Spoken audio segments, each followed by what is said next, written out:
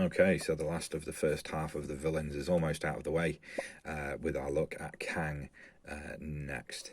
So obviously we're looking at the villains from the Marvel United Kickstarter box that we've got here.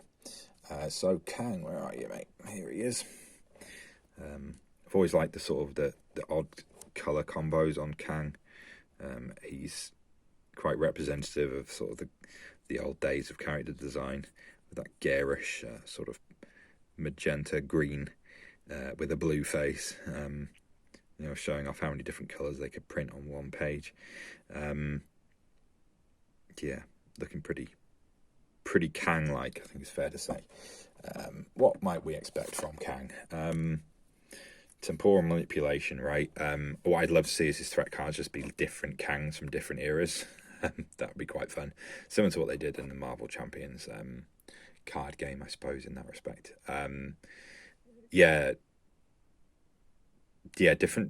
Different versions of Kang with different effects could be quite fun. Let's have a look.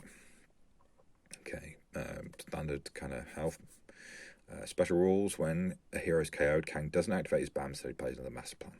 Okay, it's quite a few effects like that in the game now. BAM: if Kang is in a location, so it's possible for him not to be on a location, so that's interesting. Deal 2 damage to each hero in Kang's location and 1 damage to each hero in adjacent. That's nasty. Yeah, that is nasty. If Kang is out of play, add a henchman to every location. Do not add any other civilians or henchmen indicated on the master plan card. So we'd probably expect his overflow to be quite horrific then. If one or more tokens can't be added, add a crisis token to that location. Locations with a crisis token lose their end of turn effect.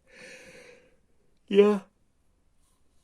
Excuse me. That could be pretty major, actually, depending on the location. Those little extra effects can really stack up over the course of a game. So that's quite nasty.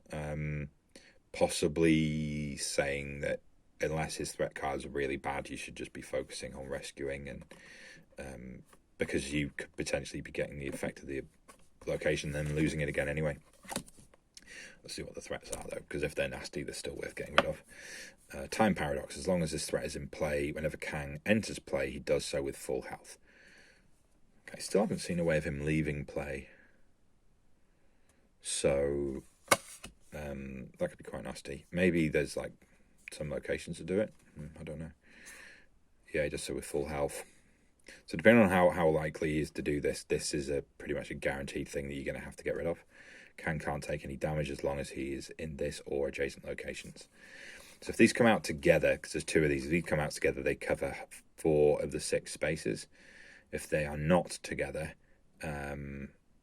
if they're opposite each other, then they cover everything. Yeah, if they're together or 1 apart, then they cover 4. If they're opposite, they cover the entire board, so that's quite nasty.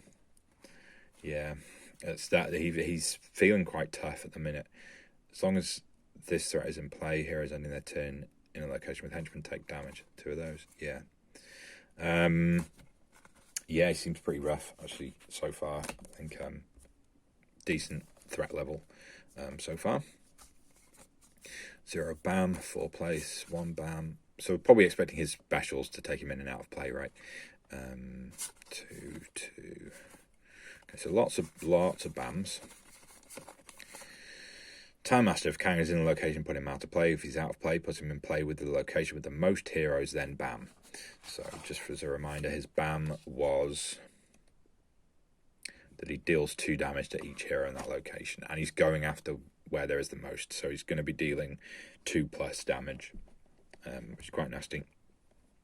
And he hits to adjacent as well, so yeah, it could be pretty significant amounts of damage from this.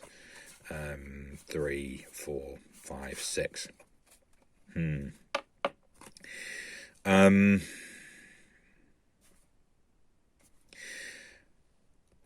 This is another one that reminds me a little bit of Kingpin. So if he goes out of play first and then plays most or all of his regular cards next, the characters have heaps of time to get on top of the board. But they have heaps of time to get on the top of the board, so they'll be able to damage him. But then once he comes back in, he's only going to be around for 2 turns, and then he's going to be gone again. So if these come out late, I wouldn't. You'd probably say that you might struggle to defeat him. So you probably want a lot of these relatively early, but then that means you're taking damage early, which means that you're not getting as effective turns.